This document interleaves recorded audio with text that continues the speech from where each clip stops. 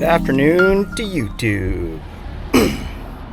Big day. Clear my throat because it's a big day to clear your throat. Okay, I've been pushing this thing off and forever. Electrical.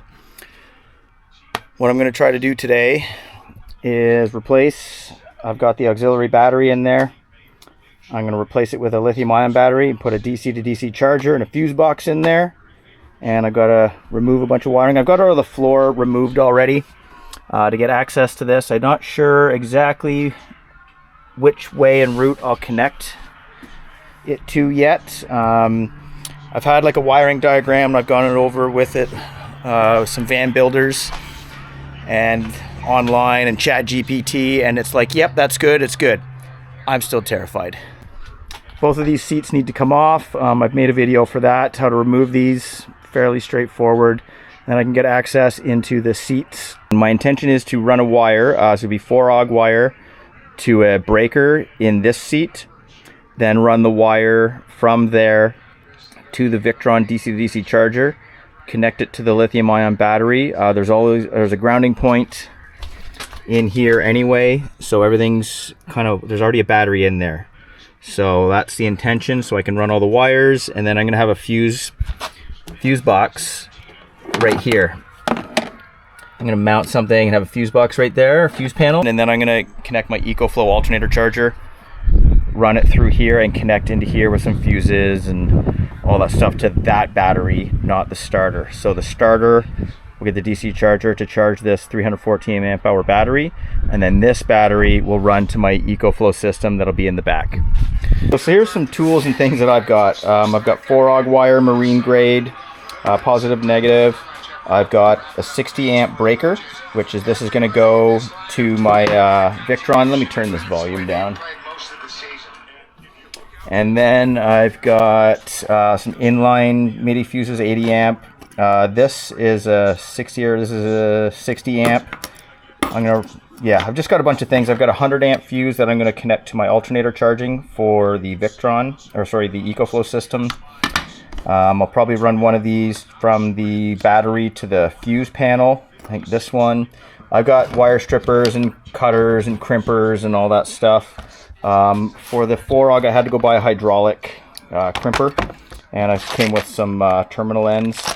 So this is the ones I'm concerned with, getting from the starter battery to the DC to DC charger and then to the lithium-ion battery. So this is what I've got for stuff. The Ecoflow kit is pretty straightforward. It's just, you got the batteries, they plug in, and then I got all the cables. You just plug and play like a dummy. There's the buried power hub. So I'm going to wait a couple minutes here, and then I'm going to disconnect the battery from the pole in the van. So completely disconnect the battery from the van. So there will be no power. You need to do that.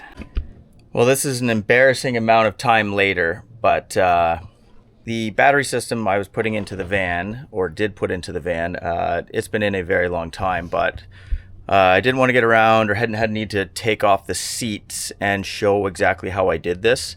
It just didn't make sense, and I didn't catch when I was wiring all this in.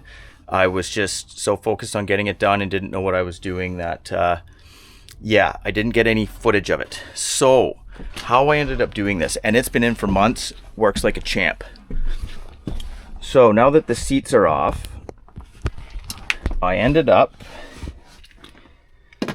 using, so I've got a 70 amp breaker, which is hidden right here, and I just had a couple screws plugged in here. So what I did, the main battery, because I had an auxiliary battery here, I used literally the same section in this part that connects to the main battery. I don't know the name of it, but if we follow this wire here, this one connects, it went right into the same terminal as the original factory battery. So I just took that out, took the whole wiring harness out. The floor was obviously up. There's a big channel that wires run under here and they run up there. It follows literally the same channel and it goes right in. and connects to this battery. Now I have the 70 amp inline fuse, or the breaker actually here, which if it gets tripped, this will set off, and it's fairly easy to get your hand in and reset it. So right here to the breaker, under the panel here, the floor, and then to the DC Victron charger here, to the in. So the in, underneath to that breaker to the main terminal, hub, whatever over there that gets power from the ignition and the starter. So then the output of the DC to DC charger right here, it goes out, and it's got a MIDI fuse here. What size is it? 60 amp MIDI fuse, and that connects right to the post of the lithium battery. So this is what will charge the battery. The negative is right here, and it runs, and there's a negative terminal right inside here, and I'm basically connecting negatives into that. So I went right to the factory negative with the DC to DC charger. Now I've currently connected it. I'm not going to touch it, but from this battery, the negative of the battery, again, right to the factory negative. This battery goes into an 80 amp inline fuse, and then that connects to an 80 amp 12 volt fuse panel here. All of this was 4-AUG wire, obviously a marine grade tinned copper wire. This battery powers, and actually it's on right now, so the van is fully disconnected, but this battery powers my dash camera, my roof fan, my rigid exterior lights, and I am currently in the process of connecting my rigid light bar. So there we go there.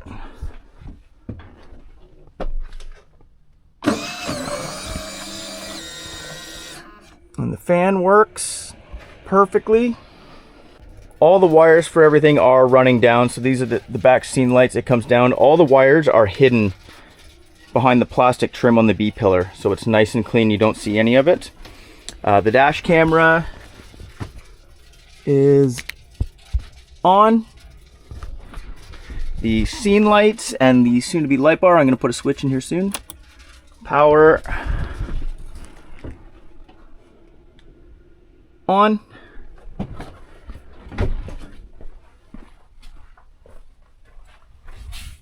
Power on. And now the light bar. Let's see. I don't think it's enough juice to pop any fuses. Everything's still on. Okay. Let's check the light bar. It's light out, so you can't really see it, but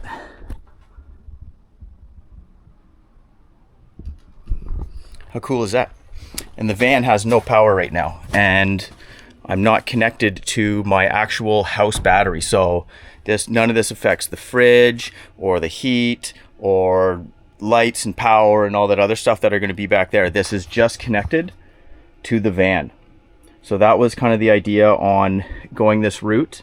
I wasn't sure if it could be done, but I've been using this for months and it's worked perfectly. So yeah, I don't see this idea very often, and that's why I was a little unsure. But apparently this seems to be just dandy. This van comes with a 90 amp hour AGM lead acid battery. You can take that out. A Wattcycle 314 amp hour battery does fit in here. I've got a little foam underneath it to support it, and I just wedged in a wood block here, and this thing will not move. I've got an extrusion piece that prevents it from also moving forward, and I attached the fuse panel to that. It's not pretty right now with the wiring, but yeah, fairly easy access to your fuses if you need them. Now the other thing that I did with this is I connected my Ecoflow Power Hub. The alternator connects to this as well. So instead of charging from your starter battery, the alternator, so this is the cable, it was just long enough. It goes under the floor all the way back to the power hub and plugs in there. Runs underneath and then it comes up and in through, there's a cavity under here,